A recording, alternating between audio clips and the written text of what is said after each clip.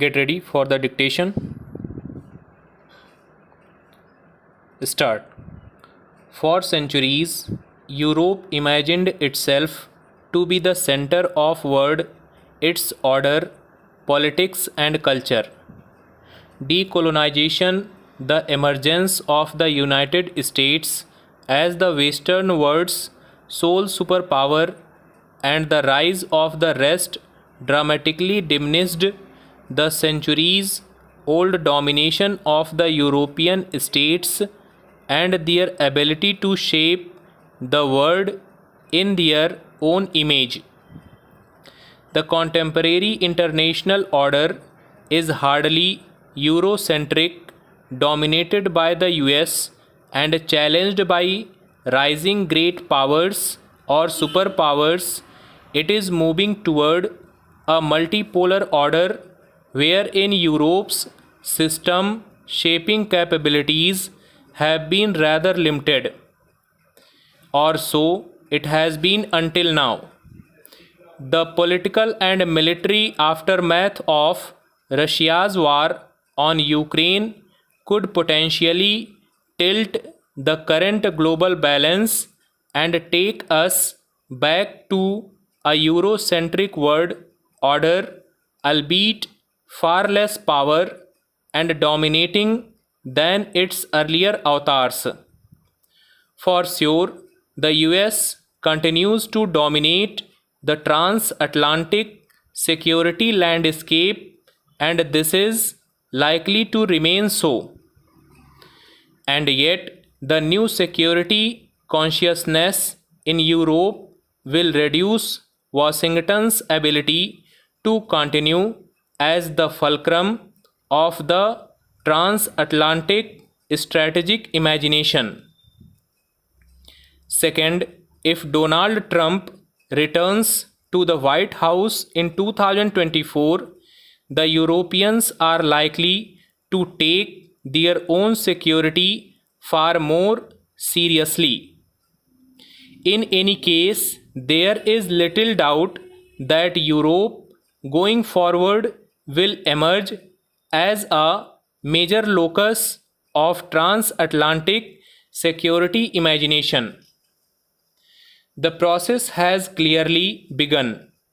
If wars have the potential to shape international orders, it is Europe's turn to shape the world once again. The United States, fatigued from the Iraq and Afghan wars, does not appear to be keen on another round of wars and military engagements. But the mood in Europe seems to be changing.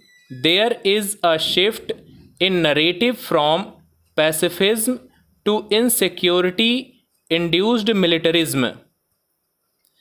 And that is where the shape of the international system could well be decided. The Russian aggression against Ukraine has led to an unmissable feeling of insecurity in Europe, particularly in Germany, where their writer recently spent a week talking to officials, parliamentarians, journalists, and members of the strategic community. It is as if Europe has been rudely woken up from its lazy slumber and sweet dreams about lasting peace and the virtues of pacifism. A pervasive sense of what some described an existential insecurity has brought about a renewed enthusiasm about the future of the European Union and the North Atlantic Treaty Organization. The European Union Commission in Brussels has backed Kyiv's bid for EU candidature, and the 30-state military alliance, NATO, has two more members in its fold, Finland and Sweden, all thanks to what the Europeans call Putin's war in Ukraine, they make a careful distinction between Russia and Vladimir Putin. This new military unity is not just words but is backed with political commitment and financial resources from the world's richest economies. Berlin, for instance, has decided to spend an additional 100 billion euro for defense over and above its 50 billion euro annual expenditure on defense.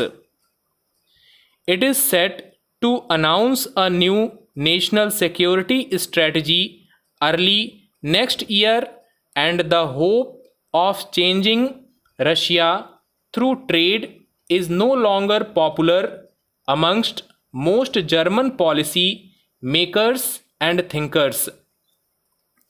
While there is a deep sense of insecurity and vulnerability in contemporary Europe, there is also the belief that NATO and the EU will see better days going forward.